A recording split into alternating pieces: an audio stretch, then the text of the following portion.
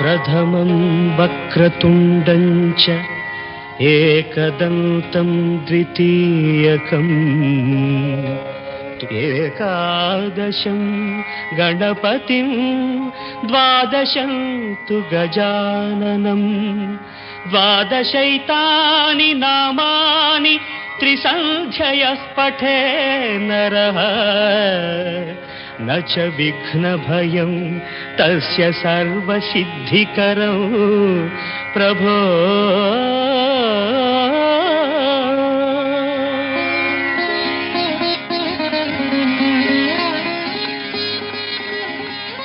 The following 2RRR program broadcast in the Kannada language is supported by the Community Broadcasting Foundation of Australia. ಶ್ರೋತೃ ಬಾಂಧವರಿಗೆ ನಮಸ್ಕಾರ.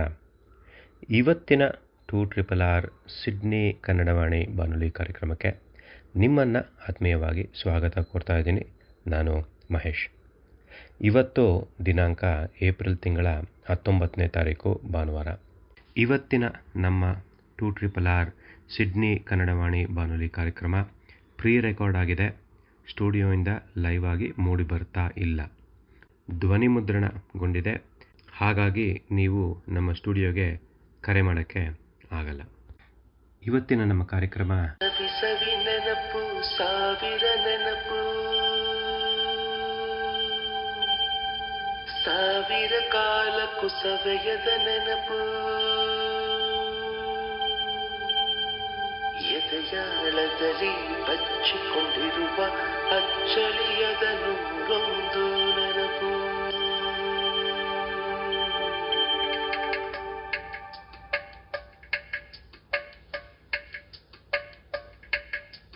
ಸವಿ ಸವಿ ನೆನಪು ಸವಿ ಸವಿ ನೆನಪು ಸಾವಿರ ನೆನಪು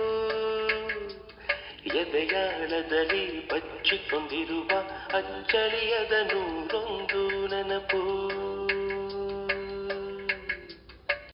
ಹೌದು, ನಮ್ಮ ಇವತ್ತಿನ ಕಾರ್ಯಕ್ರಮ ಆ ದಿನಗಳ ಬಗ್ಗೆ, ನಾವು ಆ ಶಾಲೆ ದಿನಗಳ ಬಗ್ಗೆ. ಬನ್ನಿ ನಮ್ಮ ಶ್ರೋತೃ ಬಾಂಧವರು ಏನು ಹೇಳಿದ್ದಾರೆ ಅಂತ ಕೇಳೋಣ. ನಮಸ್ಕಾರ. ಸಿಡ್ನಿ ಕನ್ನಡವಾಣಿ ಶ್ರೋತೃ ಬಾಂಧವರಿಗೆಲ್ಲ ಬೆಂಗಳೂರಿನಿಂದ ನಾನು ಪುಷ್ಪ ಗುರು ದೀಕ್ಷಿತ್. ಮಹೇಶ್ ಅವರು ಈ ಸಲ ನನ್ನ ಶಾಲಾ ದಿನದ ನೆನಪುಗಳು ಅನ್ನೋದ್ರ ಬಗ್ಗೆ ಮಾತಾಡಿ ಅಂತ 3 ನಿಮಿಷ ಕೊಟ್ಟಿದ್ದಾರೆ. 4 ಜಾಸ್ತಿನೇ ದಶಕಗಳು ಕಳೆದು ಹೋಗಿದೆ ನನ್ನ ಶಾಲಾ ದಿನಗಳಾಗಿ.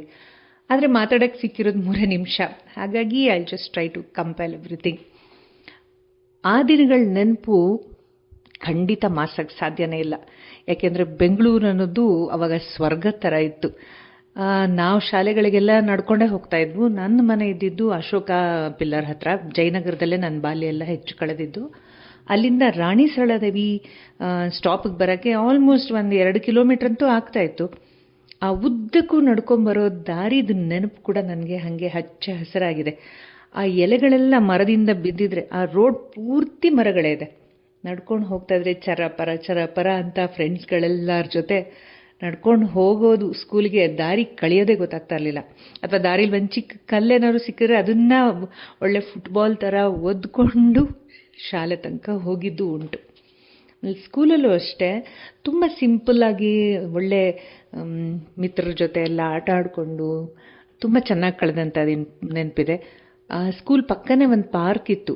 ಅಲ್ಲಿ ಜಾರುಬಂಡೆ ಆಡೋಕ್ಕಂತೂ ಅದು ಎಷ್ಟು ಸಲ ಹೋಗಿದ್ದೀವೋ. ಆದರೆ ಕೆಲವೊಂದು ನನಗೆ ನಮ್ಮ ಅಪ್ಪ ಅಮ್ಮನ ಮೇಲೆ ಕಂಪ್ಲೇಂಟ್ಸ್ ಇದೆ ಸ್ಕೂಲ್ ದಿನಗಳ ಬಗ್ಗೆ. ಏನು ಕಂಪ್ಲೇಂಟ್ಸ್ ಅಂತೀರಾ? ಸ್ಕೂಲ್ ಎದುರಿಗೆ ಮಾರ್ತಾ ಇದ್ದಿದ್ದು ಐಸ್ ಕ್ಯಾಂಡಿ ತಿನ್ನೋಕ್ಕೆ ಪರ್ಮಿಷನ್ ಇರಲಿಲ್ಲ. ಅಥವಾ bubble gum, no, big no to bubble gums. ಆಮೇಲೆ ಇನ್ನೊಂದು ಆ ಬೊಂಬೆ ಮಿಠಾಯಿ ಅಂತ ಬರ್ತಾಯಿತ್ತು, ನಿಮಗೆಲ್ಲ ನೆನಪಿರ್ಬೋದು. ಕೈಗೆ ವಾಚ್ ಕಟ್ತಾಯಿದ್ರು ಮತ್ತು ಬೇರೆ ಬೇರೆ ಥರದ ಬೊಂಬೆಗಳನ್ನ ಮಾಡಿ ಕೊಡೋರು. ಒಂದು ಬೊಂಬೆ ಕುಣಿಸ್ಕೊಂಡೆ ಒಂದು ಬೊಂಬೆ ಮಿಠಾಯಿ ಮಾರ್ಕೊಂಬರೋನೊಬ್ಬ. ಅದನ್ನು ಕೂಡ ಕೊಡಿಸ್ತಾ ಇರಲಿಲ್ಲ. ಆದರೆ ಅಮ್ಮಂದು ರುಚಿ ರುಚಿಯಾದ ಅಡುಗೆ, ಅನ್ನ, ಹುಳಿ, ಚಿತ್ರಾನ್ನ, ಪುಳಿಯೋಗರೆ ಇದನ್ನೆಲ್ಲ ಡಬ್ಬಿಲಿ ಹಾಕೊಟ್ರದನ್ನೇ ತೃಪ್ತಿಯಿಂದ ತಿಂದು ಆಟಾಡ್ಕೊಂಡು ಬೆಳೆದವ್ರು ನಾವೆಲ್ಲ. ಹಾಗಾಗ್ಬಿಟ್ಟು ಈ 3 ವಿಷಯದಲ್ಲಿ ಮಾತ್ರ ಅಮ್ಮ ಅಣ್ಣನ ಮೇಲೆ ನನಗೆ ಕಂಪ್ಲೇಂಟ್ಸ್ ಇದ್ದೇ ಇರತ್ತೆ. ಆಮೇಲೆ ಇನ್ನೊಂದು, ನಮ್ಮ ಅಣ್ಣ ಮೈಕೋ ಫ್ಯಾಕ್ಟ್ರಿ, ಅಣ್ಣ ಅಂದರೆ ನಾನು ಇಲ್ಲಿ ಹೇಳ್ತಾ ಇರೋದು ನನ್ನ ತಂದೆ. ಅವರು ಮೈಕೋ ಫ್ಯಾಕ್ಟ್ರಿಗೆ ಕೆಲಸ ಮಾಡ್ತಾಯಿದ್ರು, ಮೈಕೋ ಫ್ಯಾಕ್ಟ್ರಿಯಲ್ಲಿ ಕೆಲಸ ಮಾಡ್ತಾಯಿದ್ರು. ಅಲ್ಲಿಂದ ನಟರಾಜ್ ಪೆನ್ಸಿಲ್ಸ್ನ ಯಾರ ಹತ್ರನೋ ಕೊಂಡ್ಕೊಂಬರೋರು. ಆ ಪೆನ್ಸಿಲ್ನ ಕೂಡ ಅವರು ಅರ್ಧ ಕಟ್ ಮಾಡಿನೇ ಕೊಡ್ತಾ ಇದ್ದಿದ್ದು, ಒಂದು ಇಡೀ ಪೆನ್ಸಿಲ್ ಕೊಡ್ತಿರ್ಲಿಲ್ಲ. ನಿಮ್ಮ ಪುಟ್ಟ ಕೈಗೆ ಸಾಕಿಷ್ಟೇ ಅಂತ ಹೇಳ್ಬಿಡೋರು. ಅದೊಂದು ಕಂಪ್ಲೇಂಟ್. ಅದು ಬಿಟ್ಟರೆ ಒಂದಿನಾದರೂ ಅವ್ರುಗಳು ಇಷ್ಟೇ ಮಾರ್ಕ್ಸ್ ಬೇಕು, ಹೀಗೇ ಓದಬೇಕು, ಹಾಗೇ ಓದಬೇಕು ಅನ್ನೋ ರೆಸ್ಟ್ರಿಕ್ಷನ್ಸ್ ಖಂಡಿತ ಹಾಕಲಿಲ್ಲ. ನಾವೆಲ್ಲ ಆಟ ಆಡಿಕೊಂಡು ತುಂಬ ಚೆನ್ನಾಗಿ ಬೆಳೆದ್ವಿ. ಅದು ಈಗ ಸಮ್ಮರ್ ಹಾಲಿಡೇಸ್ ಈಗ ಎಲ್ಲರಿಗೂ ಶುರು ಆಗಿದೆ ಅಲ್ವಾ, ಅಂಥ ಸಮ್ಮರ್ ಹಾಲಿಡೇಸಲ್ಲಂತೂ ಎಷ್ಟು ಒಳ್ಳೊಳ್ಳೆ ದಿನಗಳನ್ನ ಕಳೆದಿದ್ದೀವಿ. ಬೀದಿನಲ್ಲಿ ಆಟ ಆಡಿಕೊಂಡು ಫ್ರೆಂಡ್ಸ್ ಜೊತೆ ಕಲ್ಲು ಮಣ್ಣು ಆಟ, ಕುಂಟೆಬಿಲ್ಲೆ ಆಟ, ಎಷ್ಟೆಲ್ಲ ಆಟಗಳು. ರೋಡ್ಗೆ ಹೋಗಬೇಡಿ, ರೋಡಲ್ಲಿ ಆಡಬೇಡಿ ಅನ್ನೋ ರೆಸ್ಟ್ರಿಕ್ಷನ್ಸೇ ಇರಲಿಲ್ಲ. ಬೆಂಗಳೂರಿನ ಹವಾಮಾನ ಕೂಡ ಅಷ್ಟೇ ಚೆನ್ನಾಗಿತ್ತು. ಟ್ರಾಫಿಕ್ದು ಗೋಳು ಅಂತಲೇ ಹೇಳ್ಬೋದಲ್ವ, ಅದು ಇರಲೇ ಇಲ್ಲ ಆಗ, ಅಷ್ಟು ಚೆನ್ನಾಗಿತ್ತು. ಮತ್ತು ಫ್ರೆಂಡ್ಸ್ಗಳ ಜೊತೆನೂ ಅಷ್ಟೇ. ಮೊನ್ನೆ ಎಲ್ಲ ಮಾತಾಡ್ತಾ ಅದೇ ಅನ್ಕೋತಾ ಇದ್ವಿ, ಇಂಕ್ ಪೆನ್ನಲ್ಲೆಲ್ಲ ಇಂಕ್ ಫ್ಯೂ ಡ್ರಾಪ್ಸ್ನ ಕೂಡ ಒಬ್ರಿಗೊಬ್ರು ಹಂಚ್ಕೋತಾ ಇದ್ವಿ. ನಾನು ಪೆನ್ನಲ್ಲಿ ಖಾಲಿ ಹೋಗಿದೆ ಇಂಕ್ ಅಂದಾಗ ಬೇರೆಯವ್ರ ಹತ್ರ ತೊಗೊಳೋದು ಅಷ್ಟೆಲ್ಲ. ಒಂದು ಜಾಮಿಟ್ರಿ ಬಾಕ್ಸ್ ಇರ್ಬೋದು, ಅಥವಾ ಊಟದ ಡಬ್ಬಿ ಇರ್ಬೋದು, ಅಥವಾ ಬ್ಯಾಗಲ್ಲಿ ಬುಕ್ಸ್ ಇಟ್ಕೊಂಡು ಹೋಗೋಕ್ಕೆ ಬ್ಯಾಗ್ ಬದಲು ಪೆಟ್ಟಿಗೆ ಅಂತ ಕೊಡಿಸೋರು. ಅದೆಲ್ಲದ್ರದ್ದು ನೆನಪು ಹಚ್ಚ ಹಸಿರಾಗೆ ಮನಸ್ಸಲ್ಲೇ ಇದೆ. ಇದು 3 ನಿಮಿಷದಲ್ಲಿ ಖಂಡಿತ ಹೇಳೋಕ್ಕಾಗದೇ ಇರುವಂತಹ ವಿಷಯ, ಅದ್ಭುತವಾದಂಥ ವಿಷಯ, ಗಂಟೆಗಟ್ಟಲೆ ಕೂತು ಮಾತಾಡೋವಂಥ ವಿಷಯ. ಆದರೂ ಇದನ್ನೆಲ್ಲ ನಿಮ್ಮ ಜೊತೆ ಹಂಚ್ಕೊಳ್ಳೋಕ್ಕೆ ನಮಗೆ ಒಂದು ಚಾನ್ಸ್ ಕೊಟ್ಟಿದ್ದಕ್ಕೆ ಧನ್ಯವಾದಗಳು. ನನ್ನ ಶಾಲೆಯ ದಿನದ ನೆನಪುಗಳು. You are using only slate ಮತ್ತು ಬಳಪ, slate and slate pencil in our first 2 years of school. The slate could be the naturally occurring stone as dug up in a quarry, or it could be a sheet metal painted over in black. In our 3rd and 4th years, we could also use paper and pencil. In middle school, that is years 5 to 8, we could also use lekani mattu shayi, pen holder and ink. My brothers used to help me change the nibs, prepare the ink, etc. The ink used to be Waterman's or Swan in the 40s. The Indian-made Iris ink came to use only in the 50s. Actually, we used to buy ink tablets and dissolve them in water. Still, these could be used only during the exams. Fountain pens were used only in high school. Another thing I remember is the so-called copybooks intended to improve the handwriting of the students. These books had the top line printed in beautiful letters. We had to faithfully copy that line several times in the blank lines occupying the rest of the page, in Kannada during years 3 and 4, and English in years 5 and 6. The example lines could be from a stotra, proverbs, etc. In Kannada, Shuddha Brahma Paratpara Rama. In English, a stitch in time saves 9, etc. ನಾನು 8ನೇ ತರಗತಿಯಲ್ಲಿದ್ದಾಗ ನಮ್ಮ ಕನ್ನಡ ಪಠ್ಯಪುಸ್ತಕದ ಗದ್ಯ ಭಾಗದಲ್ಲಿ ಮುಖ್ಯವಾಗಿ ಪೂಜ್ಯ AR ಕೃಷ್ಣಶಾಸ್ತ್ರಿಗಳ ವಚನ ಭಾರತದ ಅರಣ್ಯ ಪರ್ವ ಮತ್ತು ಪದ್ಯ ಭಾಗದಲ್ಲಿ ಕೋಳೂರು ಕೊಡಗೂಸು ವನ ಮಹೋತ್ಸವ ಇತ್ಯಾದಿ ಕವನಗಳು ಇದ್ದವು. ಒಟ್ಟಿನಲ್ಲಿ ಒಳ್ಳೆಯ ಸಂಕಲನ. ಇದರ ಜೊತೆಗೆ ನಾವು ಓದಬೇಕಾಗತ್ತೆ ನಾನ್ ಡೀಟೇಲ್ಡ್ ಟೆಕ್ಸ್ಟ್ ಆದರ್ಶ ಮಹಿಳಾ ರತ್ನಗಳು ಎಂಬ ಪುಸ್ತಕ. ಈ ಪುಸ್ತಕದಲ್ಲಿ ವೀರಮಾತೆ ವಿದಿಲ, ಪುಣ್ಯಮಾತೆ ಪುತಿಲಿಬಾಯಿ, ದಿವ್ಯಮಾತೆ ಸ್ವರೂಪರಾಣಿ, ಮೇಡಮ್ ಲೆಟಿಷಿಯಾ ರಾಮಲೀನ್ಯ, ಇವರು ನೆಪೋಲಿಯನ್ನ ತಾಯಿ, ಜೀಜಾಬಾಯಿ ಮುಂತಾದ ಹಲವು ಪ್ರಾತಸ್ಮರಣೀಯ ಉದಾತ್ತ ಮಹಿಳೆಯರ ಜೀವನ ಚಿತ್ರಣಗಳು ಇದ್ದವು. ಎಲ್ಲರೂ ಅಗತ್ಯವಾಗಿ ಓದಬೇಕಾದ ಪುಸ್ತಕ ಎಂಬಲ್ಲಿ ಸಂದೇಹವಿಲ್ಲ. ಆದರೆ ನನಗೆ ಈ ಪುಸ್ತಕ ಇಷ್ಟವೇ ಆಗಲಿಲ್ಲ. ಏಕೆಂದರೆ ನನ್ನ ಅಣ್ಣಂದಿರು ಓದುತ್ತಿರುವಾಗ ಅವರಿಗೆ ನಾನ್ ಡೀಟೇಲ್ಡ್ ಟೆಕ್ಸ್ಟ್ ಆಗಿದ್ದವು ಗಲಿವರ್ನ ಪ್ರವಾಸಗಳು, ಹವಳದ ದ್ವೀಪ ಮುಂತಾದ ರೋಚಕ ಕಿರುಕಾದಂಬರಿಗಳು. ನನಗೂ ಅದೇ ತರಹ ಪುಸ್ತಕ ನಾನ್ ಟೆಕ್ಸ್ಟ್ ಆಗಿ ಸಿಗಬಹುದು ಎಂದು ನಂಬಿದ್ದೆ. ಈ ಪುಸ್ತಕ ನನಗೆ ಭ್ರಮ ನಿರಸನೆ ಮಾಡಿತು. ಅಂತ ಮಿಡ್ಲ್ ಸ್ಕೂಲನ್ನು ಮುಗಿಸಿ ಹೈಸ್ಕೂಲ್ ಸೇರಿದ್ದಾಯಿತು. ಅಲ್ಲೂ ವರ್ಷಾಂತ್ಯದ ಸಮಾರಂಭದಲ್ಲಿ ಬಹುಮಾನ ವಿತರಣೆಯೂ ಆಗುತ್ತಿತ್ತು. ನನಗೆ ಯಾವುದೋ ಕಾರಣದಿಂದಾಗಿ ಸಿಕ್ಕ ಪ್ರೈಸ್ ಕೈಲಾಸಂ ಅವರು ರಚಿಸಿದ ಬಂಡವಾಳವಿಲ್ಲದ ಬಡಾಯಿ ಎಂಬ ಪುಸ್ತಕ. ನಾನು ಪ್ರೈಸನ್ನು ಸ್ವೀಕರಿಸಿ ವೇದಿಕೆಯಿಂದ ಹಿಡಿದು ಹಿಂತಿರುಗಬೇಕು ಎಂದಿದ್ದಾಗ ಅಲ್ಲೇ ಇದ್ದ ನಮ್ಮ ಮಾಸ್ಟರ್ ಒಬ್ಬರು, ನೀನು ಈಗಲೇ ವಾಪಸ್ ಹೋಗಬೇಡ, ಮುಂದಿನ ಕಾರ್ಯಕ್ರಮ ನಿನ್ನದೇ ಕಿರುನಾಟಕ, ಅದಾದ ನಂತರ ಹೋಗು ಎಂದು ಹೇಳಿದರು. ನಾನು ಆಗಲಿ ಎಂದು ಹೇಳಿ ಪರದೆ ಹಿಂದಿನ ಗ್ರೀನ್ ರೂಮ್ನಲ್ಲಿ ಕುಳಿತೆ. ಸ್ವಲ್ಪ ಹೊತ್ತಿನಲ್ಲಿ ನಮ್ಮ ನಾಟಕಕ್ಕೆ ಕರೆಯೂ ಬಂದಿತು. ಅದು ಮುಗಿದು ನಾನು ಗ್ರೀನ್ ರೂಮ್ಗೆ ಹಿಂದಿರುಗಿದಾಗ ಎಷ್ಟು ಹುಡುಕಿದರೂ ನನ್ನ ಪ್ರೈಸ್ ಪುಸ್ತಕ ಕಾಣಲೇ ಇಲ್ಲ. ಸುಮ್ಮನೆ ಮನೆಗೆ ಹೋದೆ. ಮಾರನೇ ದಿನ ಭಾನುವಾರ ಬೆಳಗ್ಗೆ ಎದ್ದು ನಮ್ಮ ಕ್ಲಾಸ್ ಟೀಚರ್ ಮನೆಗೆ ಹೋದೆ. ಅವರೇ ಪ್ರೈಸ್ ಪುಸ್ತಕಗಳನ್ನು ಬೆಂಗಳೂರಿನಿಂದ ತಂದವರು ಎಂದು ನನಗೆ ತಿಳಿದಿತ್ತು. ಏನು ಸಮಾಚಾರ, ಬೆಳಗಾಗಿದ್ದೆ ಬಂದಿದ್ದೀಯಲ್ಲ ಎಂದು ಕೇಳಿದರು. ನಾನು ಪುಸ್ತಕದ ಕಳವನ್ನು ವಿವರಿಸಿದೆ. ಅವರು, ಅಯ್ಯೋ, ನಿನಗೆ ಇಷ್ಟವಾಗುತ್ತದೆ ಎಂದು ಕೈಲಾಸಂ ಪುಸ್ತಕ ಕೊಟ್ಟಿದ್ದನಲ್ಲಪ್ಪ, ಈಗ ಬೇರೆ ಯಾವುದೂ ಪುಸ್ತಕ ಇಲ್ಲವಲ್ಲ ಎಂದು ಹೇಳಿದವರು ಕೊಠಡಿ ಸುತ್ತಲೂ ಒಮ್ಮೆ ನೋಡಿ, ಹಾಂ, ಇದೊಂದು ಪುಸ್ತಕ ಉಳಿದಿದೆ ನೋಡು, ಇದು ಒಳ್ಳೆಯ ಪುಸ್ತಕವೇ ಎಂದು ಹೇಳಿ ಒಂದು ಪುಸ್ತಕವನ್ನು ತೆಗೆದುಕೊಟ್ಟರು. ಅದನ್ನು ನೋಡಿದ ಕೂಡಲೇ ನನ್ನ ಮುಖ ಇಳಿದು ಹೋಯಿತು. ಆದರೆ ಏನು ಮಾಡೋದು, ಎಷ್ಟಾದರೂ ಗಿಫ್ಟ್ ಹಾರ್ಸ್ ಅಲ್ಲವೇ. ಆ ಪುಸ್ತಕ ಯಾವುದೆಂದು ನೀವು ಈಗ ಊಹಿಸಿರಲೇಬೇಕು. There are many such memories. I am sure the other contributors will share them with Sydney Kannadavani. ನಮಸ್ತೆ. ನನ್ನ ಶಾಲಾ ದಿನಗಳು. ನನ್ನ ಹೆಸರು ಪ್ರತಿಮಾ. ನಾನು ನನ್ನ ಪ್ರಾಥಮಿಕ ಶಾಲೆಯನ್ನು ಹಾಸನದಲ್ಲಿ ಓದಿದ್ದು ಸೇಂಟ್ ಫಿಲೋಮಿನಾಸ್ ಕಾನ್ವೆಂಟ್ನಲ್ಲಿ. ನಮ್ಮ ಬೀದಿಯಿಂದ ಸುಮಾರು ಮಕ್ಕಳು ಆ ಶಾಲೆಗೆ ಒಟ್ಟಿಗೆ ಕೂಡಿಕೊಂಡು ನಡೆದುಕೊಂಡು ಹೋಗುತ್ತಿದ್ದೆವು. ನಮ್ಮ ಭಾರದ ಬ್ಯಾಗ್ಗಳನ್ನ ಬೆನ್ನ ಮೇಲೆ ಹೊತ್ಕೊಂಡು. 1 ಮೈಲಿ ಅಷ್ಟು ದೂರ ಇತ್ತು ನಮ್ಮ ಶಾಲೆ. ನಮಗೆ ಅವಾಗ ಅದು ದೂರ ಅನ್ನಿಸ್ತಾನೆ ಇರಲಿಲ್ಲ. ಹೋದ ಕೂಡಲೇ ಇಡೀ ಶಾಲೆಗೆ ಒಂದು ಅಸೆಂಬ್ಲಿ ಇರುತ್ತಿತ್ತು. ಸ್ಕೂಲಿನ ಮಕ್ಕಳೆಲ್ಲ ಸೇರಿಕೊಂಡು ಒಂದು ಪ್ರಾರ್ಥನೆಯ ಹಾಡನ್ನು ಒಟ್ಟಿಗೆ ಹೇಳುತ್ತಿದ್ದೆವು. 8:15 ಮೇನ್ ಗೇಟನ್ನು ಮುಚ್ಚಿಬಿಡುತ್ತಿದ್ದರು. ನಾವೇನಾದರೂ 5 ನಿಮಿಷ ತಡವಾಗಿ ಹೋದರೆ ಆ ಗೇಟಿನ ಆಚೆ ಕಾಯಬೇಕಿತ್ತು. ಹೆಡ್ ಮಿಸ್ಟ್ರೆಸ್ ಅಸೆಂಬ್ಲಿ ಮುಗಿಸಿಕೊಂಡು ಗೇಟಿನ ಕಡೆಗೆ ನಡೆದುಕೊಂಡು ಬರುತ್ತಿದ್ದರು. ನಾವೆಲ್ಲ ಥರ ಅಂತ ನಡ್ಕೊಂಡು ನಿಂತಿರ್ತಿದ್ವಿ. ಅವ್ರ ಕೈನಲ್ಲಿ ಒಂದು ಕೋಲು. ಆ ಕೋಲಿನ ತುದಿಗೆ ಡಾಂಬರ್ ಮೆತ್ತಿದ್ರು. ನಾವೆಲ್ಲ ಕೈ ಚಾಚಬೇಕಿತ್ತು. ನಮಗೆಲ್ಲ ಅದರಿಂದ ಒಂದು ಏಟು ಬೀಳುತ್ತಿತ್ತು.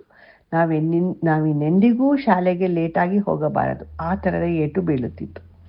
ಹಾಸನ ಎಲ್ಲ ಮಲೆನಾಡು. ಅಲ್ಲಿ ತುಂಬ ಮಳೆ ಬರುತ್ತಿತ್ತು. ನಾವೆಲ್ಲ ಮಳೆಗಾಲದಲ್ಲಿ ಒದ್ದೆ ತೊಪ್ಪೆಯಾಗಿ ಮನೆಗೆ ಬರುತ್ತಿದ್ದೆವು. ನಮ್ಮಮ್ಮ 3 ಮಕ್ಕಳಿಗೂ 3 ಟವೆಲ್ ಹಿಡಿದು ರೆಡಿಯಾಗಿ ನಿಂತಿರುತ್ತಿದ್ದರು ನಮ್ಮ ತಲೆ ಒರೆಸಲು. ಹೊಸ ತರಗತಿಗೆ ಹೋಗುವ ಮುನ್ನ ಹೊಸ ಪುಸ್ತಕಗಳನ್ನು ಖರೀದಿಸಿ ಅದಕ್ಕೆಲ್ಲ ಬ್ರೌನ್ ಪೇಪರ್ ಕವರ್ ಹಾಕಿ ಲೇಬಲ್ಗಳನ್ನ ಅಂಟಿಸಿ ಸ್ಕೂಲ್ಗೆ ತಯಾರಾಗುವುದೇ ಒಂದು ಸಂಭ್ರಮ. ಸ್ಲೇಟು ಬಳಪದಲ್ಲಿ ಲೆಕ್ಕ ಮಾಡುವುದು, ಅದನ್ನು ಒರೆಸುವುದು, ತಿರ್ಗಾ ಮಾಡುವುದು, ಅವೆಲ್ಲ ಈಗ ನೆನೆಸಿಕೊಳ್ಳುವ ಹಾಗಿವೆ. ಲಂಚ್ ಟೈಮ್ನಲ್ಲಿ ಎಲ್ಲರ ಕೈನಲ್ಲೂ ಕಲರ್ ಅಲ್ಯೂಮಿನಿಯಂ ಟಿಫಿನ್ ಕ್ಯಾರಿಯರ್. ಅದರಲ್ಲಿ ಒಂದು ಡಬ್ಬದಲ್ಲಿ ಚಪಾತಿ ಪಲ್ಯ, ಇನ್ನೊಂದರಲ್ಲಿ ಮೊಸರನ್ನ ಅಥವಾ ಹುಳಿಯನ್ನ ಮೊಸರನ್ನ. ಅದನ್ನು ಎಲ್ಲ ಫ್ರೆಂಡ್ಸ್ ಜೊತೆ ಮರದ ಕೆಳಗೆ ಕುಳಿತು ತಿನ್ನುವುದೇ ಒಂದು ಖುಷಿ. ಮಧ್ಯಮ ಶಾಲೆಯ ಹೊತ್ತಿಗೆ ನಾವು ರಾಯಚೂರಿಗೆ ಬಂದಿದ್ದೆವು. ಅಲ್ಲಿ ಸೇಂಟ್ ಮೇರೀಸ್ ಕಾನ್ವೆಂಟ್. ಪ್ರಾಧ್ಯಾಪಕರು ಎಷ್ಟು ಸ್ಟ್ರಿಕ್ಟ್ ಆಗಿ ಇರುತ್ತಿದ್ದರೋ ಅಷ್ಟೇ ಪ್ರೀತಿಯನ್ನು ಮಾಡುತ್ತಿದ್ದರು. ಗುರು ಶಿಷ್ಯರ ಬಾಂಧವ್ಯ ಬಹಳ ಅಮೂಲ್ಯವಾಗಿತ್ತು. ಕ್ಲಾಸ್ನಲ್ಲಿ ಸದ್ದು ಮಾಡಿದರೆ ಟೀಚರ್ ಆಯುಧ ಒಂದು ಚಾಕ್ ಪೀಸ್. ಅದನ್ನು ನಮ್ಮ ಕಡೆಗೆ ಬಿಸಾಕುತ್ತಿದ್ದರು. ನಮಗೆ ಒಬ್ಬರು ಕೇರಳದ ಟೀಚರ್ ಯಾಮಿನಿ ಅಂತ ಕೆಮಿಸ್ಟ್ರಿ ಹೇಳಿಕೊಡುತ್ತಿದ್ದರು. ವಯಸ್ಸಿನಲ್ಲಿ ಚಿಕ್ಕವರು ಮತ್ತು ತುಂಬ ಫ್ರೆಂಡ್ಲಿ. ಅವರು 45 ನಿಮಿಷ ಕ್ಲಾಸ್ನಲ್ಲಿ 35 ನಿಮಿಷ ಪಾಠ ಮಾಡಿ ಇನ್ನು 10 ನಿಮಿಷ ಮನರಂಜನೆಗೆ ಮೀಸಲಾಗಿ ಇಡುತ್ತಿದ್ದರು. ಪ್ರತಿಮಾ ಸಿಂಗ್ ಕನ್ನಡ ಸಾಂಗ್ ಅಂತ ಹೇಳುತ್ತಿದ್ದರು. ಅವರ ಕ್ಲಾಸ್ ನಮಗೆಲ್ಲ ಬಹಳ ಅಚ್ಚುಮೆಚ್ಚುಗೆಯಾಗಿ ಇರುತ್ತಿತ್ತು. ನಮ್ಮ ಮನೆಯಲ್ಲಿ ಯಾವ ಫೋನ್, ಟಿವಿ, ಐಪ್ಯಾಡ್ ಏನೂ ಇರುತ್ತಿರಲಿಲ್ಲ. ನಾವೆಲ್ಲ ಮನೆ ಮುಂದೆ ಕುಂಟೆಪಿಲ್ಲೆ, ಟೆನಿಕಾಯ್ಡ್, ಬ್ಯಾಡ್ಮಿಂಟನ್ ಎಲ್ಲ ಆಡ್ತಿದ್ವಿ. ಮನೆ ಒಳಗೆ ಚೌಕಾಬಾರ, ಹಳುಗುಳಿ ಮನೆ, ಪಗಡೆ ನಮ್ಮ ಅಜ್ಜಿಯ ಜೊತೆ ಆಡುತ್ತಿದ್ದೆವು. ಎಲ್ಲಿ ಹೋದವು ಆ ದಿನಗಳು ಅನಿಸುತ್ತೆ ಈಗ. ನೆನೆಸಿಕೊಂಡ್ರೆ ಮುಖದಲ್ಲಿ ಒಂದು ಮುಗುಳುನಗೆ ಮೂಡಿ ಬರುತ್ತದೆ. ಧನ್ಯವಾದಗಳು. ಹಲೋ, ನನ್ನ ಹೆಸರು ಜಯಂತ್ ತಿರುಮಲೈ. ನೀವು ಬಾಲ್ಯದ ನಮ್ಮ ಶಾಲೆಯ ವಿಷಯವನ್ನು ಹೇಳಲು ಕೇಳಿದ್ದೀರಿ. ನಾನು ಓದಿದ್ದು ಕೋಲಾರ ಕಾಲೇಜಿನಲ್ಲಿ. ಆ ಕಾಲೇಜ್ ಅಂತ ಹೆಸರು ಹೇಳಿದ್ರು ಅದೇ ಭೋಜರಾಜ ಕಾಲೇಜ್ ಅನ್ನುತ್ತಿದ್ರು. ಪ್ರಾಥಮಿಕ ಸ್ಕೂಲು ಅದು ಕಟಾರಿಪಾಳ್ಯದಲ್ಲಿ ಇದ್ದಿತ್ತು. ನಮ್ಮ ಮನೆಯಿಂದ ಒಂದು 3 ಫರ್ಲಾಂಗ್ ದೂರದಲ್ಲಿ ನಾವು ನಡೆದುಕೊಂಡೇ ಹೋಗುತ್ತಿದ್ದೆವು. ಅಲ್ಲಿ ನಮಗೆ ಸರಸ್ವತಮ್ಮ ಎನ್ನುವ ಮೇಡಮ್ ಬೆಳಗಿನ ಪ್ರಾರ್ಥನೆಯನ್ನು ಸ್ವಾಮಿ ದೇವನೇ ಲೋಕಪಾಲನೆ ತೇ ನಮೋಸ್ತು ನಮೋಸ್ತುತೆ ಮೂಲಕ ಶುರು ಮಾಡಿ ಜನಗಣಮನ ಹೇಳಿ ಅನಂತರ ತರಗತಿಗಳಿಗೆ ಹೋಗುತ್ತಿದ್ದೆವು. ನಾವು 2ನೇ ತರಗತಿಯಲ್ಲಿ ನಮಗೆ ಸರಸ್ವತಮ್ಮ ಅವರು ಮೇಡಮ್ ಆಗಿದ್ದರು. ನಮ್ಮ ಮುಖ್ಯೋಪಾಧ್ಯಾಯರು ಬಂಗಾರಪ್ಪ ಎನ್ನುವರು. ಇದಿಷ್ಟೇ ನನಗೆ ಚೆನ್ನಾಗಿ ಜ್ಞಾಪಕವಿರೋದು. ಅಲ್ಲೇ ದೊಡ್ಡ ಜಾಗ ಇದ್ದಿತ್ತು. ಅಲ್ಲಿ ಬಹಳಷ್ಟು ಆಟಗಳು ಎಲ್ಲ ಆಡಿಕೊಂಡು ನಮ್ಮ ಸ್ನೇಹಿತರುಗಳ ಜೊತೆ ಇರುತ್ತಿದ್ದೆವು. ಇನ್ನೇನು ಜ್ಞಾಪಕವಿಲ್ಲ. ಮುಂದೆ ಮಾಧ್ಯಮಿಕ ಶಾಲೆಗೆ ಹೋಗಿ ಸೇರಿದಾಗ ಅದು ನಮ್ಮ ಮನೆಯಿಂದ 1 ಕಿಲೋಮೀಟರ್ ದೂರದಲ್ಲಿ ಇದ್ದಿತು. ಅಲ್ಲಿ ನಾವು ನಮ್ಮ ಮೇಷ್ಟ್ರುಗಳಾದ ನಾರಾಯಣ ಸ್ವಾಮಿ ಮುಖ್ಯೋಪಾಧ್ಯಾಯರು, ಕೋರೇಗೌಡ ಎಂಬುವರು ನಮಗೆ ಕಾರ್ಪೆಂಟ್ರಿ ಮುಂತಾದವುಗಳನ್ನು ಹೇಳಿಕೊಡುವರು. ನರಸಿಂಹಶಾಸ್ತ್ರಿ ಅನ್ನುವರು ಕನ್ನಡ ಪಾಠ ಹೇಳಿ ಕೊಡುತ್ತಿದ್ದರು. ಇದಿಷ್ಟೇ ನನಗೆ ಜ್ಞಾಪಕ ಇರುವುದು. ಮತ್ತೆ ಇನ್ನೇನು ಅಷ್ಟು ಜ್ಞಾಪಕ ಇಲ್ಲ. ಇದೆಲ್ಲ ಸುಮಾರು 70 ವರ್ಷಗಳ ಹಿಂದಿನ ಕತೆ. ನಮಸ್ಕಾರ. ಜಯಂತ್. ಈಗ ಒಂದು ಸ್ಪಾನ್ಸರ್ ಸಂದೇಶ ಕೇಳಿ ಕಾರ್ಯಕ್ರಮನ ಮುಂದುವರಿಸೋಣ. 101 Music, an Australian production music catalog of over 250,000 track titles to suit your audio production needs. Music to propel the stories you want to tell. Whether it's a local brand advertisement or underscoring a television series, 101 Music delivers emotional solutions through music. Go to www.101.audio, search catalogs to license the music you need. 101 Music is a proud sponsor of 2RRR. Hi, I'm AJ to tell you about Cactus Imaging, a printer like no other, with large format commercial printing of the highest quality for billboards, banners, vehicle wraps, street furniture, retail displays and interior signage, building wraps and hoardings, fabric printing and much more. Yes, 2RRR sponsor Cactus Imaging, a printer like no other. For further inquiry, go to cactusimaging.com.au. Cactus Imaging, a printer like no other.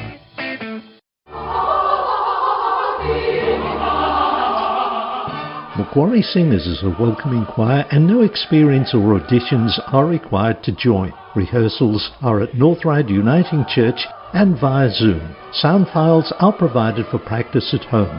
Free singing workshops will be held on Saturday, July 25 at 3 p.m. Details mus.org.au.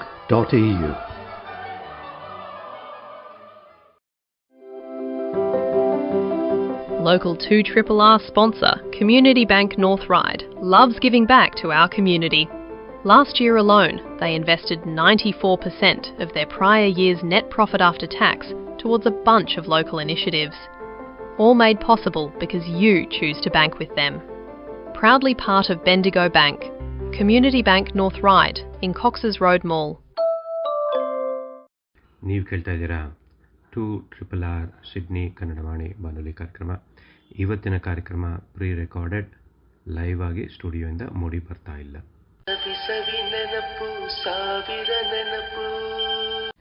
Some of my best school memories are associated with a boy called Gajinder. Gajinder was an extremely intelligent and creative boy who always liked fun and mischief. He was least interested in studies and was always disruptive in class. whereas I was known to be a very studious student who always got the top marks and was very serious in class. The teachers thought that having Gajinder sit next to me would improve his behavior, and so they put me and Gajinder next to each other. What happened was quite the reverse. Gajinder taught me how to have fun in class, how to enjoy school life, and how to be creative and not always be boring and studious. Once, when the class was going on and everyone was writing essays, Gajinder showed me a book of magic tricks. He said he would be a magician when he grew up. I was so enchanted with that idea. I read those magic tricks and I wanted to become a magician too. So I started copying those magic tricks into my notebook instead of doing the English essay. The teacher somehow saw us chatting and laughing and came and saw that instead of writing English essay, I was copying magic tricks. She got annoyed and snatched both the original book and my notebook and threw them out of the window. Our class was in the first floor, just above the principal's office. The principal happened to look through her window and she saw 2 notebooks falling down. Curious, she went there and saw the books, saw Gajinder's and my name on those books, picked up those books and quietly kept it with her in her office. I would have let the notebook go, except Gajinder kept hassling me every day for his magic book. I had no choice but to go and apologize to the principal, undertake the punishment, and retrieve the books and give it to Gajinder. Like this, he got me into trouble many times. But I don't resent it at all because I had the most fun and I recall all these incidents very fondly. Gajinder's house was very, very close to our school. When we were in 9th standard, our classroom was facing near his house with only the school compound wall and then a road and then his house. Gajinder had a dog called Hitler. Somehow Hitler was able to get his smell, and on school days, sometimes the dog used to escape from the house, cross the road, stand near the school fence, and start barking.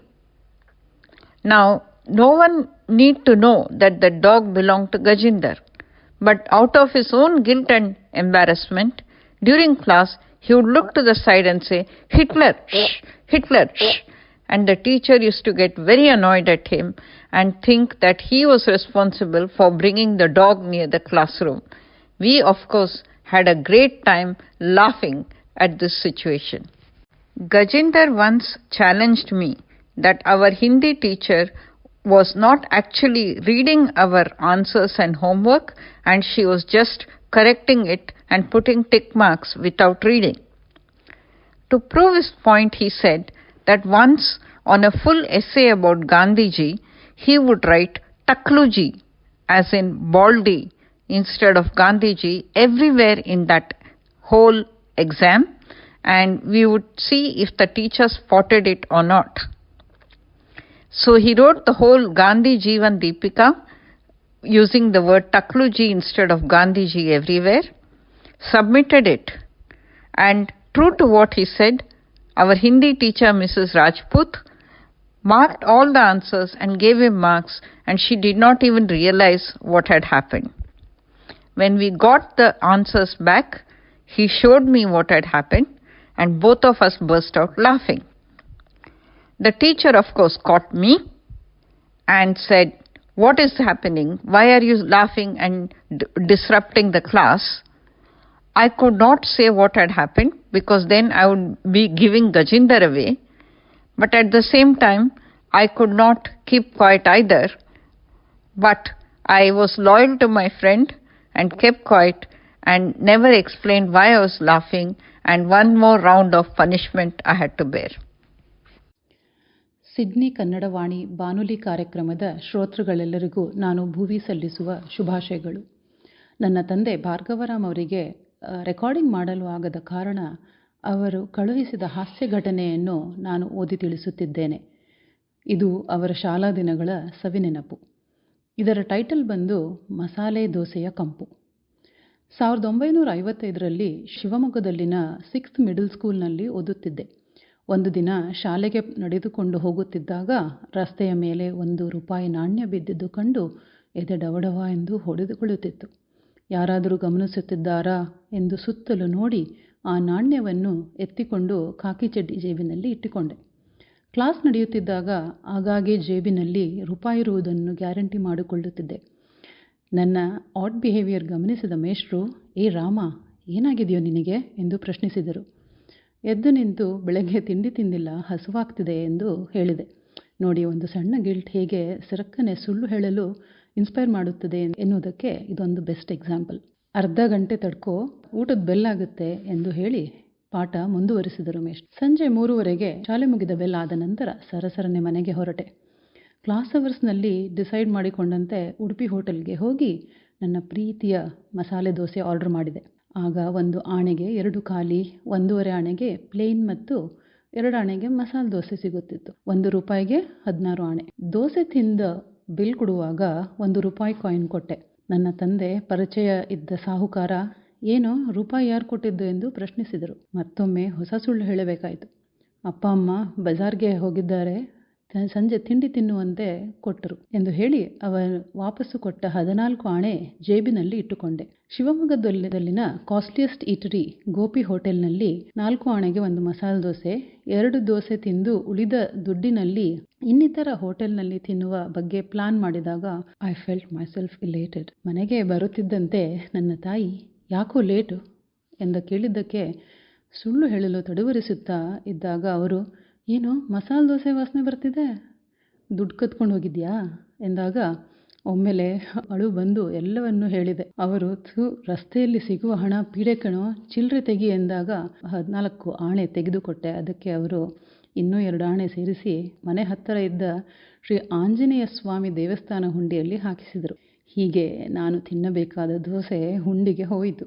ಮಾರನೇ ದಿನ ಸಂಜೆ ನನ್ನ ತಂದೆ ಗೋಪಿ ಹೋಟೆಲ್ನಲ್ಲಿ ದೋಸೆ ಕೊಡಿಸಿದಾಗ ಆದ ಸಂತೋಷವನ್ನು ಇಂದು ನೆನಪಿಸಿಕೊಂಡಾಗ ಹೃದಯ ತುಂಬಿ ಬಂದು ಶ್ರದ್ಧಾಂಜಲಿ ಅರ್ಪಿಸುತ್ತೇನೆ.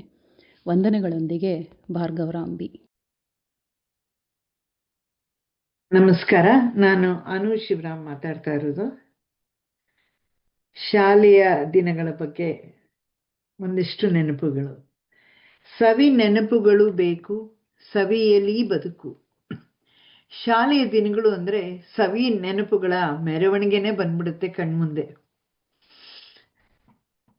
ಪುಸ್ತಕದಲ್ಲಿ ನವಿಲ್ ಗರಿ ಇಟ್ಟು ನವಿಲ್ ಮರಿ ಹುಟ್ಟುತ್ತೆ ಅನ್ನೋ ಆಸೆಯಿಂದ ಕಾಯ್ತಾ ಇದ್ದ ಆ ಅಮಾಯಕ ದಿನಗಳನ್ನ ಮರೆಯೋದಾದ್ರೂ ಹೇಗೆ?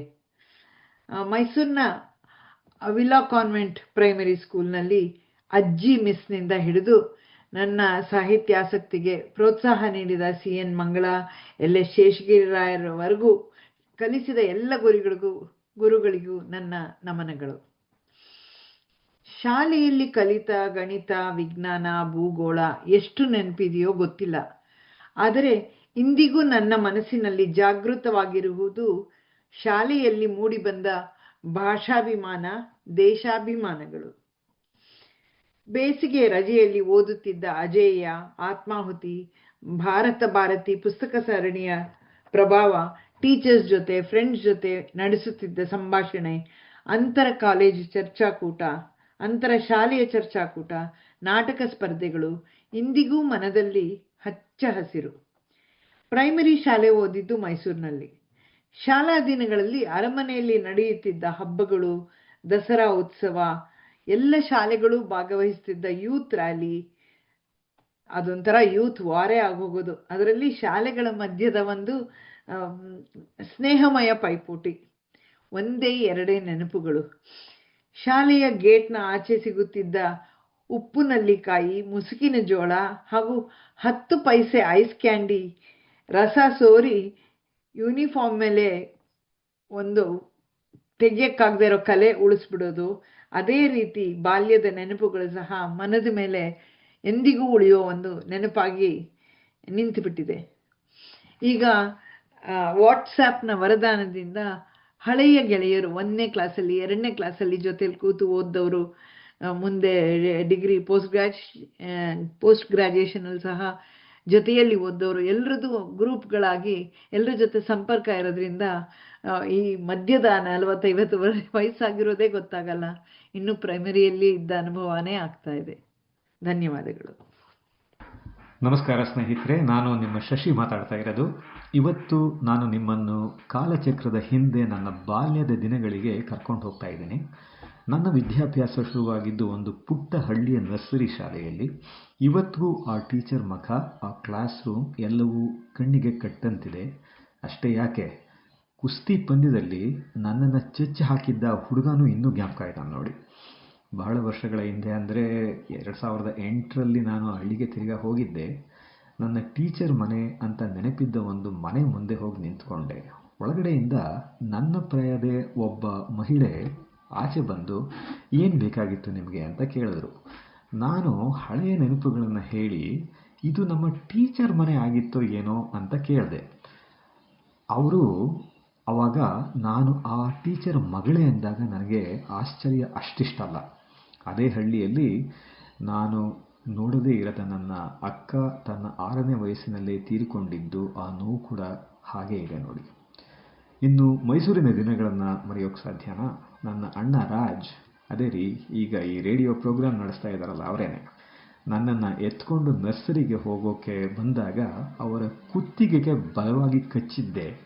ಬಹುಶಃ ಆ ಕಚ್ಚಿದ ಗಾಯದ ಗುರುತು ಇವತ್ತಿಗೂ ಕುತ್ತಿಗೆ ಮೇಲೇ ಇರಬಹುದೇನೋ. ನನ್ನ ಪ್ರೈಮರಿ ಸ್ಕೂಲ್ ಮೈಸೂರಿನ ವಾಣಿ ವಿದ್ಯಾಮಂದಿರ. ಅಲ್ಲಿನ ಲೇಡಿ ಟೀಚರ್ಸ್ಗೆ ನನ್ನ ಕಂಡ್ರೆ ಆಗ್ತಿರಲಿಲ್ಲ, ಯಾಕಂದರೆ ಅಷ್ಟೊಂದು ತುಂಟ ಆಗಿದ್ದೆ ನಾನು. ಆದರೆ ಇವತ್ತಿಗೂ ಪ್ರತಿ ಶುಕ್ರವಾರ ನಾನು ಅವರು ಹೇಳ್ಕೊಡೋ ಪ್ರಾರ್ಥನೆಗಳನ್ನು ಇನ್ನೂ ಹೇಳ್ತಾ ಇದ್ದೀನಿ ನೋಡಿ. ಒಂದು, ಶ್ರೀವಾಣಿ ಕಲ್ಯಾಣಿ ಗುಣಮಣಿ ಲೋಕ ಜನನಿಗೆ ನಮಿಸುವೆವು ಅಂತ. ಇನ್ನೊಂದು, ಭೂದೇವಿ ಶಾರದೆಯೇ ವಂದಿಪೆವು ನಿನಗಿಯೇ ಆದಿಶಕ್ತಿಳಿಯು ನೀನು ಅಂತ. ಹೈಸ್ಕೂಲ್ ಸೇರಿದ ಮೇಲೆ ಓದಿನ ಮೇಲೆ ಸ್ವಲ್ಪ ಆಸಕ್ತಿ ಬಂತು. ಟೀಚರ್ಗಳು ಕಳಿಸಿದ ಪಾಠಗಳು ಅರ್ಧ ಶತಮಾನ ಕಳೆದರೂ ನೋಡಿ ಇನ್ನೂ ಹಸಿರಾಗಿವೆ ನನ್ನ ಜ್ಞಾಪಕ ಶಕ್ತಿಲಿ. ಮೈಸೂರು ಬಿಟ್ಟು ಬೆಂಗಳೂರಿಗೆ ಕಾಲೇಜ್ ಅಡ್ಮಿಷನ್ಗೆ ಹೋಗುವಾಗ ಆ ಬೀದಿಯಿಂದ ನಡ್ಕೊಂಡು ಹೋಗ್ತಾ ಪದೇ ಪದೇ ಹಿಂದೆ ತಿರುಗಿ ನೋಡಿ ನನ್ನ ಪ್ರಾಣ ಸ್ನೇಹಿತನಿಗೆ ಬಾಯ್ ಬಾಯ್ ಹೇಳಿ ಹೊರಟ ಆ ಕ್ಷಣ ಇವತ್ತಿಗೂ ಕಣ್ಣು ಕಟ್ಟದಾಗಿದೆ. ಕಂಬೈನ್ಡ್ ಸ್ಟಡೀಸ್ ಹೆಸರಿನಲ್ಲಿ ನಾವು ಮಾಡ್ತಿದ್ದ ಹರಟೆ, ಅದಕ್ಕೆ ಅಮ್ಮನ ಕೈಲಿ ಸಿಕ್ಕಿಗೆ ಹಾಕಿಕೊಳ್ತಾ ಇದ್ದ ರೀತಿ, ಆ ಗಲ್ಲಿ ಕ್ರಿಕೆಟ್, ಕಳ್ಳ ಪೊಲೀಸ್, ಗಿಲ್ಲಿ ದಾಂಡು ಆಟಗಳು, ಅವೆಲ್ಲ ಈಗಲೂ ಜ್ಞಾಪಕದಲ್ಲಿದೆ. ಅವರೆಲ್ಲ ಎಲ್ಲೆಲ್ಲಿದ್ದಾರೋ ಇವಾಗ ಅಂತ ಅನ್ನೋದು ಗೊತ್ತಿಲ್ಲ. ನಮ್ಮ ಟೀಚರ್ಸ್ ನಮಗೆ ಬರೀ ಪಾಠ ಮಾಡಲಿಲ್ಲ, ನಮಗೆ ಬದುಕಿನ ಮೌಲ್ಯಗಳು ಕಲಿಸಿದ್ರು. ಶಿಸ್ತು, ತಂಡದ ಕೆಲಸ ಅಂದರೆ ಟೀಮ್ ವರ್ಕ್, ಸಮಯದ ಮಹತ್ವ. ಅವರು ನಮಗೆ ನಿಜವಾದ ದೇವತೆಗಳೇ ಆಗಿದ್ದರು ಆವಾಗ. ಇನ್ನು NCC ಕತೆ ಕೇಳಿ. ನಾವು NCC ಸೇರಿದ್ದೇ ಆ ಕ್ಲಾಸ್ ಆದಮೇಲೆ ಒಂದು ಫ್ರೀ ಮಸಾಲೆ ದೋಸೆ ಸಿಗ್ತಿತ್ತಲ್ಲ, ಅದಕ್ಕೋಸ್ಕರ. ನಮಗೆ ಮಾರ್ಚ್ ಫಾಸ್ಟ್ ಮಾಡಿಸುವಾಗ ಆ ಲೀಡರ್ ಕೆಡೆಟ್ ಬೈತಿದ್ದ ಆ ಮಾತು ಇನ್ನೂ ಕಿವಿಯಲ್ಲಿದೆ ನೋಡಿ. ಏಯ್, ಯಾವನ ನಿಂಗೆ ನಡೆಯೋದು ಹೇಳ್ಕೊಟ್ಟಿದ್ದು? ಇದೇನು ಜ್ಯೋತಿಲಕ್ಷ್ಮಿ ಡ್ಯಾನ್ಸ್ ಅಂದ್ಕೊಂಡಿದೆಯೇನೋ ಅಂತ. ಹರೆಯ ದಿನಗಳು ಶುರುವಾದಾಗ ಮನಸ್ಸು ಅತ್ತಿತ್ತ ಅಲಿಯೋದು ಸಹಜ ಅಲ್ವಾ? ಹಾಗೆ ನನ್ನ ಮನಸ್ಸು ಕದ್ದ ಆ ಹುಡುಗಿ ಇತ್ತೀಚೆಗೆ ಗೂಗಲ್ ವ್ಯೂನಲ್ಲಿ ಆ ಬೀದಿ ನೋಡ್ತಿದ್ದಾಗ ಅವಳ ಮನೆ ಇನ್ನೂ ಹಾಗೇ ಇದೆ ನೋಡಿ. ಅವಳು ಈಗ ಎಲ್ಲಿದ್ದಾಳೋ ಹೇಗಿದ್ದಾಳೋ ಅನ್ನೋ ಕುತೂಹಲ ಮಾತ್ರ ಸ್ವಲ್ಪ ಬಂತು. ಆದರೆ ಅದೇ ಆಯ್ತಲ್ಲ, ನಮ್ಮದು ವಯಸ್ಸಾಯಿತು, ಅವಳಿಗೂ ವಯಸ್ಸಾಗಿರ್ಬೇಕು ಇವಾಗ. ಅರ್ಧ ಶತಮಾನ ಕಳೆದು ಹೋಗಿರಬಹುದು, ಆದರೆ ಆ ಬಾಲ್ಯದ ಸುಂದರ ನೆನಪುಗಳು ಮಾತ್ರ ಯಾವುದೋ ಒಂದೇ ಒಂಚೂರು. ಧನ್ಯವಾದಗಳು. ಶಶಿ. ಇವತ್ತು ಬೆಳಗ್ಗೆ ಫೋನ್ ನೋಡಬೇಕಾದ್ರೆ ಈ ವಾಟ್ಸಪ್ಪಲ್ಲಿ ಈ ನನ್ನ ಶಾಲೆ ಮೇಲೆ ಎಲ್ಲರೂ ಮಾತಾಡೋಕ್ಕೆ ಶುರು ಮಾಡಿದ್ರು. ಆವಾಗ ನನಗಂತೂ ಬಾಕಿ ಎಲ್ಲ ಕೆಲಸನೂ ಬಿಟ್ಬಿಟ್ಟು ಏನೇನೋ ಜ್ಞಾಪಕ. ಈ ಅರ್ಧ ಪೆನ್ಸಿಲು ಮತ್ತು ಆ ರಫ್ ಬುಕ್ಕು ಅದು ಬಂತಲ್ಲ ಪೇಪರೆಲ್ಲ, last day of the school ಬಾಕಿ ಇರೋ ಪೇಪರನ್ನೆಲ್ಲ ನಾವು ಅದನ್ನೆಲ್ಲ ಕಟ್ ಮಾಡಿಬಿಟ್ಟು ಮತ್ತು ನಾವೇ ಅದನ್ನು ಹೊಲಿಯೋದು. ಹೇಗೆ ಹೊಲಿಬೇಕು ಅಂತ ನಮ್ಮ ತಂದೆ ಹೇಳ್ಕೊಡೋರು. ಒಂದು ಉದ್ದ ನೀಡಲ್ ಇಟ್ಕೊಂಡು ಅದರೊಳಗೆ ಟ್ವೈನೆಲ್ಲ ಹಾಕಿ ಅದನ್ನು ಹೇಗೆ ಮಾಡಬೇಕು. ತುಂಬ ಒಂದು 40 ಪೇಜಸ್ ಒಂದು ಬುಕ್ಕು ಆ ಥರ. ಆಮೇಲೆ ಅದಕ್ಕೆ ಏನೇನು ಕವರ್ ಹಾಕಬೇಕು ಅಂತ. ನಾವಂತೂ ಈ ಮ್ಯಾಗಝೀನೆಲ್ಲ ಇತ್ತಲ್ಲ, ಕನ್ನಡ ಮ್ಯಾಗಝೀನ್ ಸುಧಾ ಮತ್ತು ತಮಿಳ್ ಮ್ಯಾಗಝೀನ್ ಕಲ್ಕಿ, ಆ ಥರ ಏನೇನೋ ಮ್ಯಾಗಝೀನ್ದೆಲ್ಲ ಕವರ್ ಇಟ್ಕೊಂಡು ಅದನ್ನು ಹಾಕಿಬಿಟ್ಟು ನೋಟ್ಬುಕ್ ಮಾಡ್ತಾಯಿದ್ವಿ. ಮತ್ತು ಇನ್ನೊಂದೇನು ಅಂದರೆ ನಮ್ಮ ಮನೇಲಿ ಪೂರ ಪೆನ್ಸಿಲ್ ಕೊಡ್ತಾನೆ ಇರಲಿಲ್ಲ. ಯಾಕೆಂದರೆ ಕಾಂಪಸ್ಗೊಂದು ಅರ್ಧ ಪೆನ್ಸಿಲ್ ಹಾಕಬೇಕಲ್ಲ, ಆ ಕಾಂಪಸ್ ಯೂಸ್ ಮಾಡಬೇಕಾದ್ರೆ ಚಿಕ್ಕದಾಗಿರಬೇಕು ಪೆನ್ಸಿಲು. ಅದಕ್ಕೆ ಬೇಕಾದನ್ನು ಕಟ್ ಮಾಡಿ ಹಾಕಿಬಿಟ್ಟು ಬಾಕಿ ಇರೋ ಅರ್ಧ ಪೆನ್ಸಿಲೇ ಕೊಡೋರು ನಮಗೆ. ಸೊ ಯಾವಾಗಲೂ ಸ್ಕೂಲ್ಗೆ ಹೋಗೋವಾಗ ಅರ್ಧ ಪೆನ್ಸಿಲು. ಮತ್ತು ಅದೊಂದು ಇನ್ನೊಂದೇನು ಅಂದರೆ ಈ ಸ್ಕೂಲ್ ರೆಸೀಟಲ್ಲಿ ಒಂದೊಂದು ಸರಿ ಸ್ಕೂಲಲ್ಲಿ ಈ ಜಾಮೆಟ್ರಿ ಮತ್ತು ರೈಡರ್ಸ್ ಪ್ರಾಬ್ಲಮ್ಸ್ ಎಲ್ಲ ಇತ್ತು. ನಮ್ಮ ಸ್ಕೂಲಲ್ಲಿ ಎಕ್ಸ್ಟ್ರಾ ಪ್ರಾಬ್ಲಮ್ಸ್ ಮಾಡಬೇಕಾದ್ರೆ ಹೋಮ್ವರ್ಕ್ ಬುಕ್ಕಲ್ಲಿ ಮಾಡೋ ಹಾಗಿಲ್ಲ. ಬೇರೆ ಏನಾದರೂ ಒಂದು ಚಿಕ್ಕ ಪೀಸ್ ಆಫ್ ಪೇಪರಲ್ಲಿ ಮಾಡಿ ತಗೊಂಡೋದ್ರೆ ನಮ್ಮ ಮ್ಯಾಥ್ಸ್ ಟೀಚರ್ ಸ್ವಲ್ಪ ನೋಡಿಬಿಟ್ಟು ಹಾಂ ಚೆನ್ನಾಗಿದೆಯಲ್ಲ, ಎಕ್ಸ್ಟ್ರಾ ಮಾಡಿದ್ಯಾ ಅಂತಾರೆ. ಆದರೆ ಆ ಎಕ್ಸ್ಟ್ರಾ ಮಾಡೋದು ರಫ್ ಬುಕ್ಕಲ್ಲೂ ತೋರ್ಸೋಕ್ಕಾಗಲ್ಲ, ಅವ್ರಿಗೊಂದು ಪೇಪರ್ ತಗೊಂಡು ತೋರಿಸ್ಬೇಕು. ಆವಾಗೆಲ್ಲ ನಾನು ಈ ರಫ್ ಬುಕ್ಕು ಲಾಸ್ಟ್ ಪೇಜಿಂದ ಒಂದು ಅರ್ಧ ಪೇಜನ್ನು ಕಟ್ ಮಾಡಿಬಿಟ್ಟು ಅದರೊಳಗೆ ಈ ರೈಡರ್ಸ್, ಜಾಮೆಟ್ರಿಲಿ ರೈಡರ್ಸ್ ಅಂತಿಲ್ಲ, ಅದೆಲ್ಲ ಬರೆದುಕೊಂಡು ನಮ್ಮ ಸಿಸ್ಟರ್ ಇದ್ದರು, ಸಿಸ್ಟರ್ ಏಮಿ ಅಂತ ನಮ್ಮ ಕಾನ್ವೆಂಟಲ್ಲಿ, ಅವ್ರ ಹತ್ರ ಮಧ್ಯಾಹ್ನ ಊಟ ಆದಮೇಲೆ ಕೊಟ್ಟರೆ ಅವ್ರು ತುಂಬ ಸಂತೋಷವಾಗಿ ಗುಡ್ ಗರ್ಲ್ ಅಂತ ಅನ್ನೋರು. ಹಾಗೆ ಆಮೇಲೆ ಈಗ ಇನ್ನೊಂದು ಜ್ಞಾಪಕ ಬರ್ತಾಯಿದೆ ಅಂದರೆ ಈ ಜಾಮೆಟ್ರಿ ಬಾಕ್ಸ್.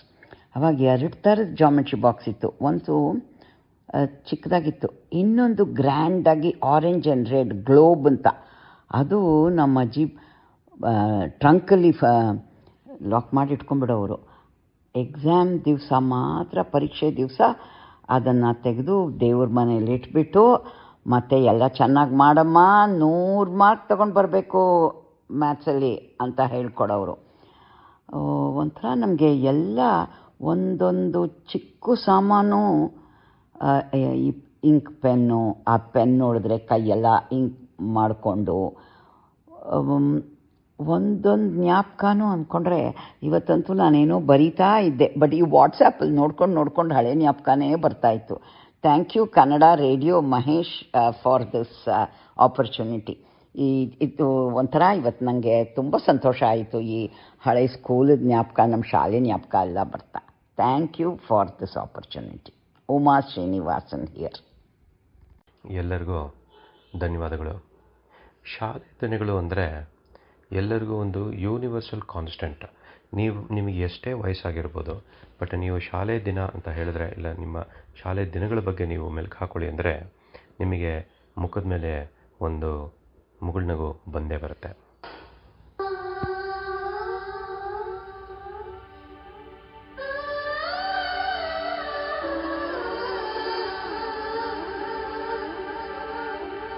ಸವಿ ಸವಿ ನೆನಪು, ಸಾವಿರ ನೆನಪು, ಸಾವಿರ ಕಾಲಕ್ಕೂ ಸವೆಯದ ನೆನಪು, ಎದೆಯಾಳದಲ್ಲಿ ಬಚ್ಚಿಕೊಂಡಿರುವ ಅಚ್ಚಳಿಯದ 101 ನೆನಪು.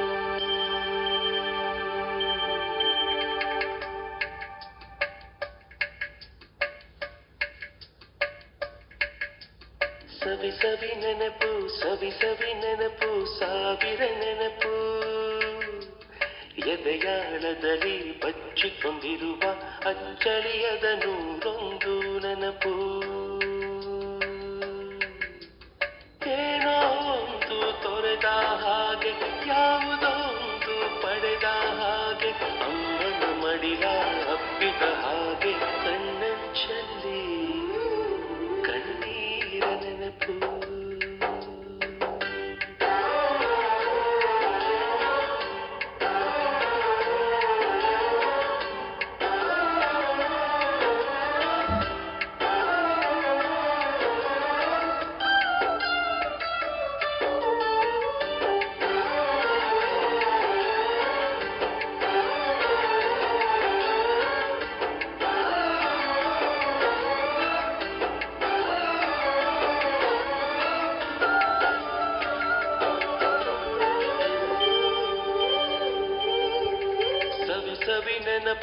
ಸವಿ ಸವಿ ನೆನಪು ಸಾವಿರ ನೆನಪು ಮೊದಲ್ ಹಿಡಿದ ಬಣ್ಣದ ಚಿಟ್ಟೆ ಮೊದಲ್ ಕತ್ತ ಜಾತ್ರೆಯ ವಾಚು ಮೊದಲ್ ಸೇರಿದ ಗಣೇಶ ಬೀಡಿ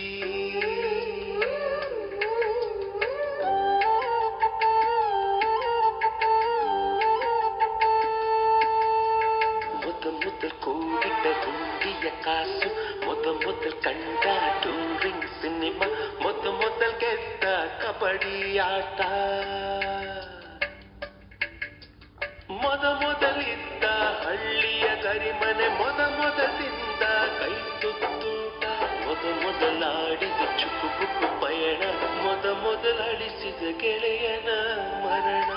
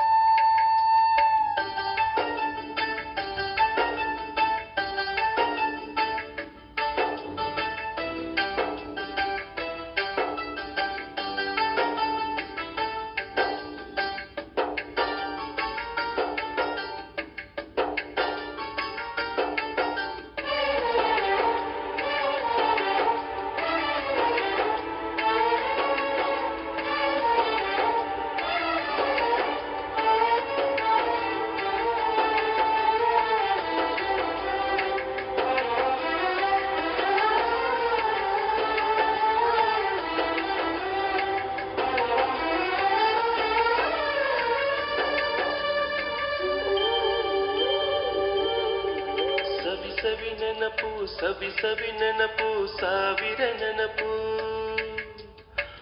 ಮೊದಲ್ ಕಲಿತ ಅರೆಬರಿ ಈಜು ಮೊದಲ್ ಕೊಂಡ ಹೀರೋ ಸೈಕಲ್ ಮೊದಲ್ ಕಲಿಸಿದ ಕಮಲ teacher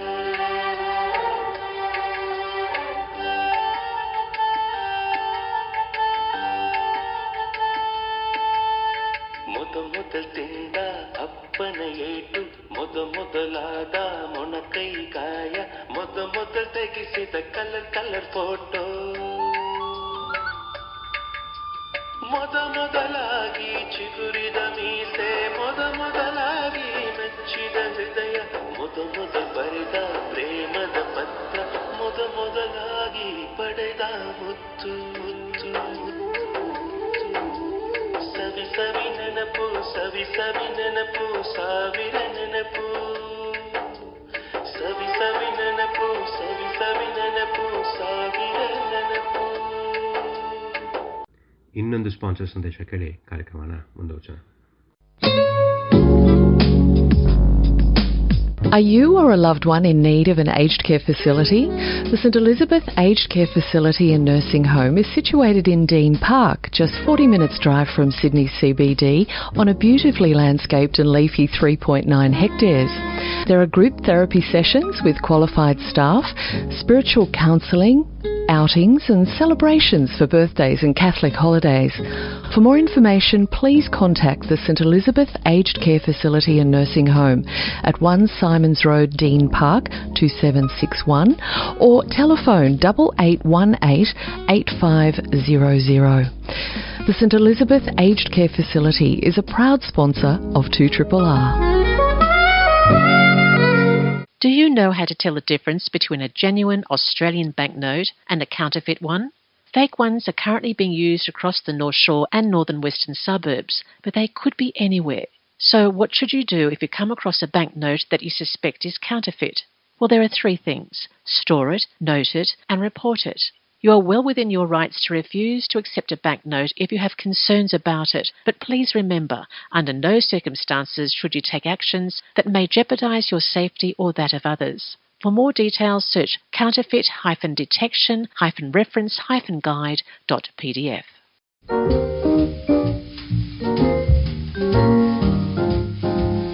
Hello, I'm Tom Parker in New York, and you want to take a bite out of the Big Apple? Join me for some laid-back sounds to ease you in or ease you out of that rather harried day. Jazz nice and easy, now every Fridays, 12 noon till 2. Right here on 88.5 FM. your comfort zone. ನೀವು ಕೇಳ್ತಾ ಇದ್ದೀರಾ 2RRR Sydney Kannadavani ಬಾನುಲಿ ಕಾರ್ಯಕ್ರಮ. ಇವತ್ತಿನ ಕಾರ್ಯಕ್ರಮ pre recorded, live ಆಗಿ ಸ್ಟುಡಿಯೋಯಿಂದ ಮೂಡಿ ಬರ್ತಾ ಇಲ್ಲ. ನಮ್ಮ ಸಿಡ್ನಿಯ ಗಣೇಶ್ ಪ್ರಸಾದ್ ಅವರು ಕರುಣಾಳು ಬಾಬೆಳಕೆ ಇನ್ನೊಂದು ಅಂಕಣ ಕಳಿಸಿದ್ದಾರೆ. ಅದನ್ನು ಈಗ ಕೇಳೋಣ. ಡಾಕ್ಟರ್ ಗುರುರಾಜ ಕರ್ಜಗಿಯವರ ಕರುಣಾಳು ಬಾಬೆಳಕೆ ಕಥೆ ಪ್ರಾರ್ಥನೆ. ಒಂದು ದಿನ ಸಂತ ಮೋಸೆಸ್ ಕಾಡಿನಲ್ಲಿ ನಡೆದು ಹೋಗುತ್ತಿದ್ದ. ತನ್ನ ಜೀವನವನ್ನೆಲ್ಲ ಮತ್ತೊಬ್ಬರಲ್ಲಿ ಶ್ರದ್ಧೆಯನ್ನು ತುಂಬಲು ಕಳೆದಂಥವನು ಮೋಸೆಸ್. ಆತ ವೇಗವಾಗಿ ನಡೆಯುತ್ತಿದ್ದ. ಇನ್ನು ಸ್ವಲ್ಪ ಹೊತ್ತಾದರೆ ಕತ್ತಲಾಗಿ ಬಿಡುತ್ತದೆ. ಕಾಡಿನ ಕತ್ತಲಿನಲ್ಲಿ ಸಾಗುವುದು ಬಲು ಕಷ್ಟ. ಪ್ರಾಣಿಗಳ ಹಾವಳಿ ಬೇರೆ. ತಾನಿರುವ ಸ್ಥಳ ಇನ್ನೂ ಸ್ವಲ್ಪ ದೂರ. ಹೀಗೆ ಅವಸರವಾಗಿ ಹೋಗುತ್ತಿದ್ದವನು ಥಟ್ಟನೆ ನಿಂತುಬಿಟ್ಟ. ಮುಂದೆ ಒಂದು ದೃಶ್ಯ. ಒಂದು ಮರದ ಕೆಳಗೆ ಒಬ್ಬ ಕುರುಬ ನಿಂತಿದ್ದಾನೆ. ಸುತ್ತಲೂ ಕುರಿಗಳು. ಒಬ್ಬನೇ ಏನೋ ಮಾತನಾಡಿಕೊಳ್ಳುತ್ತಿದ್ದಾನೆ. ಮೋಸೆಸ್ ಅಡಗಿಕೊಂಡು ಗಮನಿಸಿದ. ಆ ಕುರುಬ ಆಕಾಶದ ಕಡೆ ಮುಖ ಮಾಡಿ ಹೇಳುತ್ತಿದ್ದಾನೆ, ಭಗವಂತ, ಇನ್ನು ಸ್ವಲ್ಪ ಹೊತ್ತಿಗೆ ಕತ್ತಲೆಯಾಗಿಬಿಡುತ್ತದೆ. ಕಾಡಿನಲ್ಲಿ ರಾತ್ರಿ ಭಯಂಕರ. ನಿನಗೆ ಭಯವಾದರೆ ನನ್ನನ್ನು ಕರೆ.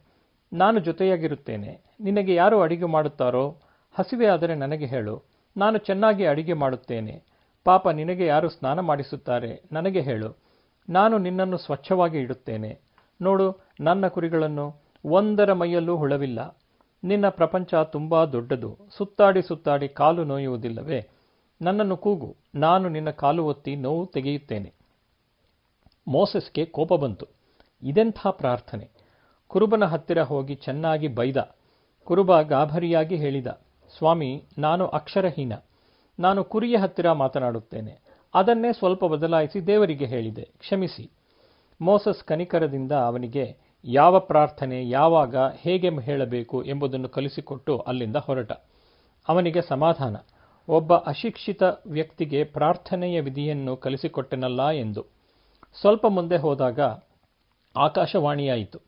ಮೋಸೆಸ್, ನಾನು ನಿನ್ನನ್ನು ಭೂಮಿಗೆ ಕಳುಹಿಸಿದ್ದು ಜನರ ಮನಸ್ಸನ್ನು ನನ್ನ ಕಡೆ ತಿರುಗಿಸಲೆಂದು. ನೀನೇನು ಮಾಡಿದೆ? ಒಬ್ಬ ಮುಗ್ಧ ವ್ಯಕ್ತಿಯ ಪ್ರಾಮಾಣಿಕ ಪ್ರಾರ್ಥನೆ ಕಿತ್ತುಕೊಂಡೆ. ಹೋಗು, ಅವನ ಕ್ಷಮೆ ಕೇಳಿ ಅವನಿಂದ ಪ್ರಾರ್ಥನೆ ಕಲಿ. ಮೋಸೆಸ್ಗೆ ತನ್ನ ತಪ್ಪಿನ ಅರಿವಾಯಿತು. ಓಡಿ ಹೋಗಿ ಕುರುಬನ ಕಾಲು ಹಿಡಿದುಕೊಂಡ.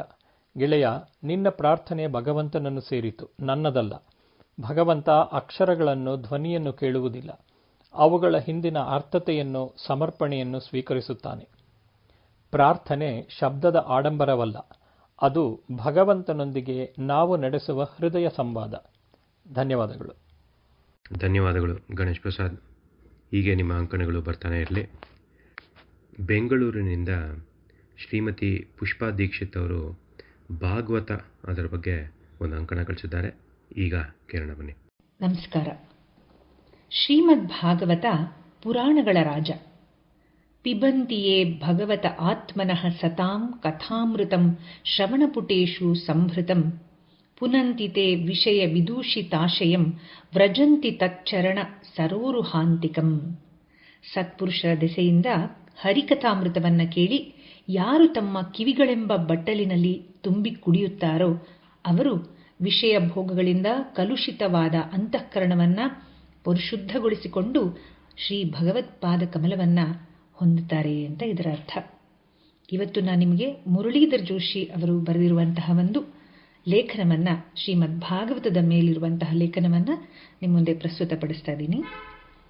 ಭಾಗವತ ಹೆಸರೇ ಹೇಳುವಂತೆ ಭಗವಂತನ ಬಗ್ಗೆ ಸಂಪೂರ್ಣವಾಗಿ ತಿಳಿಯದಿದ್ರೂ ಸ್ವಲ್ಪವಾದರೂ ಅವರವರ ಯೋಗ್ಯತೆಗೆ, ಭಾವನೆಗೆ ತಕ್ಕಂತೆ ಅವನ ಅರಿವನ್ನ ತಿಳಿಸಿಕೊಡುವುದಕ್ಕೆ ಇರುವ ಪ್ರಮುಖ ಗ್ರಂಥ, ಪುರಾಣ ಐತಿಹಾಸಿಕ ದಾಖಲೆ ಅಂದರೆ ಶ್ರೀಮದ್ ಭಾಗವತ ಪುರಾಣ.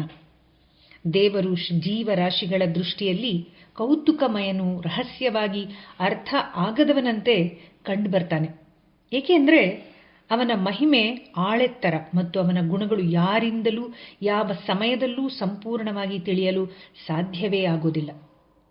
ಎಷ್ಟೇ ತಿಳಿದರೂ ಎಷ್ಟೇ ಓದಿದ್ರೂ ಇನ್ನೂ ಅವನ ಬಗ್ಗೆ ತಿಳಿಯೋದು ಬಾಕಿ ಇದ್ದೇ ಇರುತ್ತೆ. ಅದಕ್ಕಾಗಿಯೇ ಅವನನ್ನ ದೇವರು ಅಂತ ಕರೆದಿರೋದು. ಆದ್ರಿಂದ ಇದರಿಂದಾಗಿಯೇ ಮತ್ತೆ ಮತ್ತೆ ದೇವರ ಬಗ್ಗೆ ತಿಳಿಬೇಕು ಅನ್ನೋದು ಸಹಜವಾಗಿ ನೈಜ ಜ್ಞಾನವಂತರು, ಪಂಡಿತರಿಗೆ, ಭಕ್ತರಿಗೆ ಯಾವಾಗಲೂ ಅನಿಸ್ತಾನೆ ಇರುತ್ತೆ. ಅಂತಹವರಿಗೆ ಅನುದಿನ ಅನುಕ್ಷಣ ಕೂಡ ಪ್ರತಿ ಸಂದರ್ಭ ಸನ್ನಿವೇಶಗಳಲ್ಲಿ ಮಾಡುವ ಕೆಲಸ ಕಾರ್ಯಗಳಲ್ಲಿ ಪ್ರತಿಯೊಂದು ದೇವರ ಅಸ್ತಿತ್ವವನ್ನ, ದೇವರ ಮಹಿಮೆಯನ್ನ ಕಂಡುಕೊಳ್ಳೋದಕ್ಕೆ ಸಹಾಯ ಮಾಡುತ್ತೆ. ಹಾಗಾಗಿ ಅವನಲ್ಲಿ ಪೂರ್ಣವಾಗಿ ವಿಶ್ವಾಸ, ಅಚಲವಾದ ಭಕ್ತಿಯನ್ನ ಇಟ್ಟುಕೊಂಡೇ ಜೀವನವನ್ನ ಸಾಗಿಸ್ತಾರೆ. ಅಂತಹ ಭಕ್ತರನ್ನ ದೇವರು ಸಹ ಖಂಡಿತ ಕೈ ಬಿಡೋದಿಲ್ಲ. ಎಂತಹ ಸಂದರ್ಭ ಸನ್ನಿವೇಶಗಳು ಎದುರಾದರೂ ಖಂಡಿತ ಅವರನ್ನ ಆ ಎಲ್ಲ ಸಂಕಷ್ಟ ಸನ್ನಿವೇಶಗಳಿಂದ ಕಾಪಾಡ್ತಾನೆ, ಸಂರಕ್ಷಿಸ್ತಾನೆ. ಹಾಗೆ ದೇವರು ಅವರು ಇಷ್ಟಪಡೋ ರೂಪದಲ್ಲಿ, ಆಕಾರದಲ್ಲಿ, ದೇವತಾ ಸ್ವರೂಪದಲ್ಲಿ ಅವರ ಅಗತ್ಯಕ್ಕೆ ತಕ್ಕಂತೆ ಜ್ಞಾನ ದರ್ಶನ ಭಾಗ್ಯವನ್ನ ಸಹ ಕೊಟ್ಟು ಕರುಣಿಸ್ತಾನೆ. ಸಾಧನೆಯನ್ನ ಮಾಡುವ ಎಲ್ಲ ಸಾತ್ವಿಕ ಭಕ್ತರಿಗೂ ಮೇಲು ಕೀಳು, ಬಡವ ಬಲ್ಲಿದ ಹೀಗೆ ಯಾವುದೇ ತರವಾದ ತಾರತಮ್ಯ ತೋರದೆ ಭಗವಂತ ಸಲಹುತ್ತಾನೆ. ಅಷ್ಟೇ ಅಲ್ಲದೆ ಅವರು ಏನೇ ತಪ್ಪು ಮಾಡಿದ್ರೂ ಸಹ ಅವರು ಮಾಡಿದ ತಪ್ಪಿಗೆ ಶಿಕ್ಷೆಯನ್ನ ಖಂಡಿತ ಕೊಟ್ಟು ಅವರನ್ನ ಮತ್ತೆ ಸರಿದಾರಿಗೆ ದೇವರೇನೆ ಕರ್ಕೊಂಡು ಬರ್ತಾನೆ ಕೂಡ. ಇದರ ಜೊತೆಗೆ ಸಾಧನೆಯನ್ನ ಮಾಡಿಸಲು ಉತ್ತಮ ವಾತಾವರಣವನ್ನ ಕಲ್ಪಿಸ್ತಾನೆ. ಸಾಧನೆಯನ್ನ ಮಾಡಿಸಿ ತನ್ನ ಸಾನ್ನಿಧ್ಯ ಲೋಕವನ್ನ ಪಡೆಯುವಂತೆ ಪ್ರೇರೇಪಿಸ್ತಾನೆ. ದೇವರ ಅಸ್ತಿತ್ವ ನಂಬುವ ಆಸ್ತಿಕರ ಪಾಲಿಗೆ ದೇವರು ಇದು ಎಲ್ಲರಿಗೂ ಎಲ್ಲ ಕಾಲದಲ್ಲೂ ಜೀವನದಲ್ಲಿ ಬದುಕಲು ಮತ್ತು ಅದರ ಎಲ್ಲ ಚಟುವಟಿಕೆಗಳ ಆಧಾರ ಸ್ತಂಭವೇ ಆಗಿರುತ್ತೆ. ಆದ್ರಿಂದ ದೇವರು ಭಕ್ತರ ದೃಷ್ಟಿಯಲ್ಲಿ ಹಲವು ರೀತಿಯ, ಹಲವು ವೈವಿಧ್ಯಮಯವಾಗಿ, ಹಲವು ಸಂಬಂಧಗಳಿಗೆ ಅನುಸಾರವಾಗಿ ವ್ಯಕ್ತನಾಗಿ ಕಾಣಿಸ್ಕೊಳ್ತಾನೆ. ಹಲವು ಸಲ ಸ್ನೇಹಿತನಂತೆ, ತಂದೆ ತಾಯಿಗಳ ಸ್ಥಾನದಲ್ಲಿ, ಮಕ್ಕಳ ಸ್ಥಾನದಲ್ಲಿಯೂ ಹಾಗೂ ಗುರುವಿನ ಸ್ಥಾನದಲ್ಲಿಯೂ ದರ್ಶನ ಕೊಟ್ಟು ಅನುಗ್ರಹಿಸಿ ಜೀವರಾಶಿಗಳನ್ನ ಅನುಗ್ರಹಿಸ್ತಾನೆ ಎನ್ನುವ ಅಚಲವಾದ ನಂಬಿಕೆ, ವಿಶ್ವಾಸ ಎಲ್ಲರಲ್ಲೂ ಇದ್ದೇ ಇರುತ್ತೆ. ಇವುಗಳು ಭಗವಂತ ಮತ್ತು ಭಕ್ತರ ನಡುವೆ ಇರುವ ಸಂಬಂಧಗಳು ಒಂದಕ್ಕೊಂದು ಪೂರಕವಾಗಿ ಸರಮಾಲೆಯಂತೆ ಇರುತ್ತೆ. ಸರಮಾಲೆಯ ಮೊದಲ ಪ್ರಾರಂಭದ ಕೊಂಡಿಯ ಅಸ್ತಿತ್ವವೇ ಭಗವಂತನೇ ಆಗಿರ್ತಾನೆ. ಜನ್ಮ ಜನ್ಮಗಳ ಪಾಪ ಕರ್ಮಗಳ ವಿಸ್ಮೃತಿಯಿಂದಾಗಿ, ಸಾಧನೆಗಳ ಕೊರತೆಯಿಂದಾಗಿ ಭಗವಂತನ ಅಸ್ತಿತ್ವ ಸಂಬಂಧಗಳು ಕಣ್ಮರೆ ಆಗಿರುತ್ತೆ. ಅವುಗಳ ನಿರಂತರ ಅಧ್ಯಯನ, ಸಂಶೋಧನೆ, ಧ್ಯಾನ, ತಪಸ್ಸು ಇವುಗಳನ್ನು ಮಾಡೋದ್ರ ಮೂಲಕ ತೊಡಗಿಕೊಳ್ಳೋದೇ ಬದುಕಿನ ಯಶಸ್ಸಿನ ರಹಸ್ಯ ಆಗಿರುತ್ತೆ. ಭಗವಂತ ಮತ್ತು ಭಕ್ತರ ಸಂಬಂಧಗಳ ವಿಶ್ಲೇಷಣೆ, ಅರಿವು ಇವುಗಳನ್ನು ವಿಶೇಷವಾಗಿ ಒತ್ತು ಕೊಟ್ಟು ಶ್ರೀಮದ್ ಭಾಗವತ ಗ್ರಂಥದಲ್ಲಿ ತಿಳಿಸಲಾಗಿದೆ. ಇವುಗಳಲ್ಲಿ ಕೌಟುಂಬಿಕ ಸಂಬಂಧವನ್ನ ಕಂಡುಕೊಳ್ಳಲಾಗಿದೆ. ಭಾಗವತ ಗ್ರಂಥದಲ್ಲಿ ಭಗವಂತನನ್ನ ತಂದೆ ತಾಯಿಗಳ ಸ್ಥಾನದಲ್ಲಿ ನಿಲ್ಲಿಸಿ ಆತನ ಸ್ಮರಣೆ, ಭಜನೆ, ಪೂಜೆ, ಆರಾಧನೆ ಮಾಡುವ ಪರಂಪರೆಯನ್ನ ನಾವು ಕಾಣಬಹುದು. ಇದೇ ದಾರಿಯಲ್ಲಿ ಇರುವ ದಾಸ ಸಾಹಿತ್ಯದಲ್ಲೂ ಸಹ ಎನಗೆ ನಿನ್ನಂಥ ತಂದೆ ತಾಯಿ ಉಂಟು, ನಿನಗೆ ಯಾರು ಇಲ್ಲವಲ್ಲೋ ಭಗವಂತ ಅಂತ ಭಗವಂತನನ್ನ ಕುರಿತು ಪ್ರಶ್ನಿಸಲಾಗಿದೆ. ಕಥೆಗಳು ಅಂದರೆ ಯಾರಿಗಿಷ್ಟ ಆಗೋದಿಲ್ಲ? ಮಕ್ಕಳಿಂದ ಹಿಡಿದು ಮಧ್ಯಮ ವಯಸ್ಕರ ಹಾಗೂ ವಯಸ್ಸಾದ ಹಿರಿಯರಿಗೂ ಸಹ ಎಲ್ರಿಗೂ ಕಥೆಗಳು ಅಂದರೆ ಇಷ್ಟವಾದ ಸಂಗತಿನೇ ಅಲ್ವಾ? ಸಾಮಾನ್ಯವಾಗಿ ಕಥೆಗಳು ಹೇಳ್ತಿದ್ದಾರೆ ಅಥವಾ ಕೇಳ್ತಿದ್ರೆ ಒಂದು ರೀತಿಯಲ್ಲಿ ಜೇನುತುಪ್ಪ ಸವಿದ ಅನುಭವ ಹೇಳಿದವರಿಗೂ ಕೇಳಿದವರಿಗೂ ಇಬ್ಬರಿಗೂ ಸಹ ಆಗುತ್ತೆ.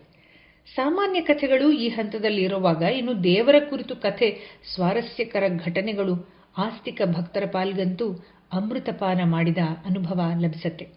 ಇಂತಹ ದೇವರ ಕುರಿತಾದ ಹಾಗೂ ಭಕ್ತರ ಜೀವನ ವೃತ್ತಾಂತಗಳು ಇರುವ ಸಮಗ್ರ ಕಥೆಗಳು, ಸ್ವಾರಸ್ಯಕರ ಘಟನೆಗಳು ಇವುಗಳಿಂದಲೇ ಬಹುತೇಕವಾಗಿ ಶ್ರೀಮದ್ ಭಾಗವತ ಗ್ರಂಥ ಹೆಚ್ಚಾಗಿ ತುಂಬೋಗಿದೆ.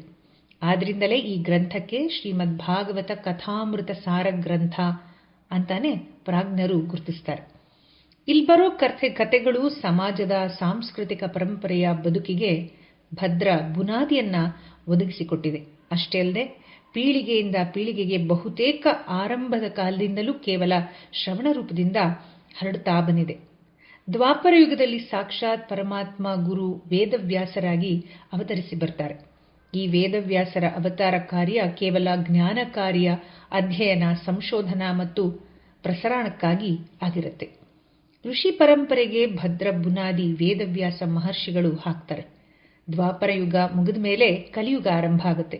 ಅಥವಾ ಕಲಿಯುಗ ಮತ್ತು ದ್ವಾಪರ ಯುಗದ ಸಂಧಿ ಕಾಲಮಾನದಲ್ಲಿ ವೇದವ್ಯಾಸರು ಮುಂದಿನ ಪೀಳಿಗೆಗೋಸ್ಕರ ಅವರ ಧಾರ್ಮಿಕತೆಯ ಆಚರಣೆಗಾಗಿ ಮತ್ತು ಕಾಳಜಿಯ ದೃಷ್ಟಿಯಿಂದ ವೇದಗಳನ್ನು ವಿಭಾಗಿಸಿ ಬರವಣಿಗೆಯಲ್ಲಿ ದಾಖಲು ಮಾಡಿದ್ದಾರೆ.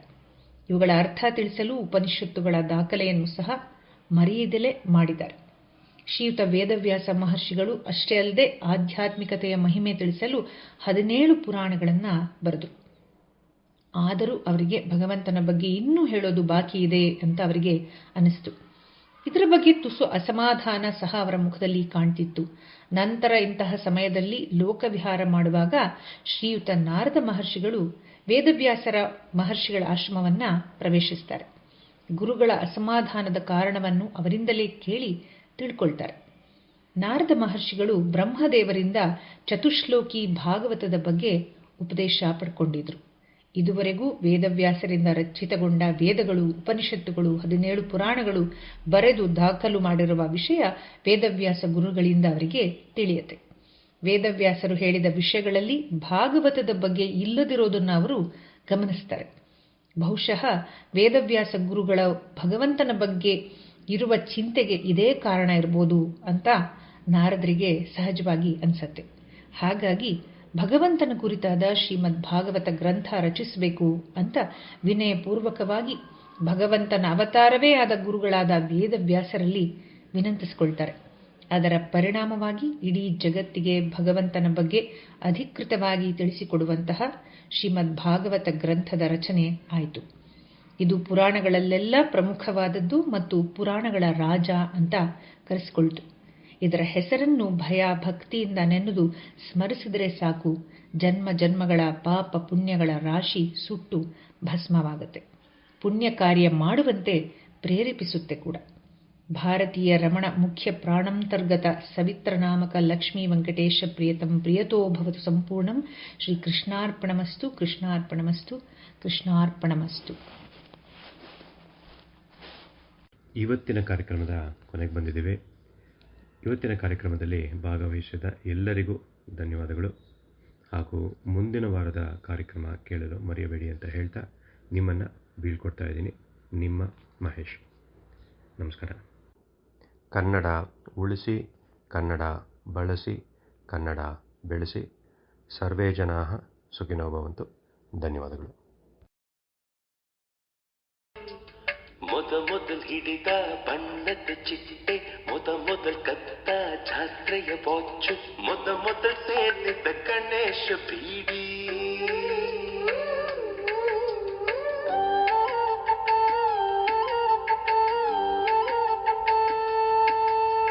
ಮೊದಲ್ ಕೂಡಿದ ಹುಂಡಿಯ ಕಾಸು, ಮೊದಲ್ ಕಂಡ ಟೂರಿಂಗ್ ಸಿನಿಮಾ, ಮೊದಲ್ ಗೆದ್ದ ಕಬಡ್ಡಿ ಆಟ, ಮೊದಲಿದ್ದ ಹಳ್ಳಿಯ ಗರಿಮನೆ, ಮೊದಲಿಂದ ಕೈ ತುತ್ತೂಟ, ಮೊದಲಾಡಿದ ಚುಕ್ಕುಬುಕ್ಕು ಪಯಣ, ಮೊದಲಳಿಸಿದ ಗೆಳೆಯನ ಮರಣ.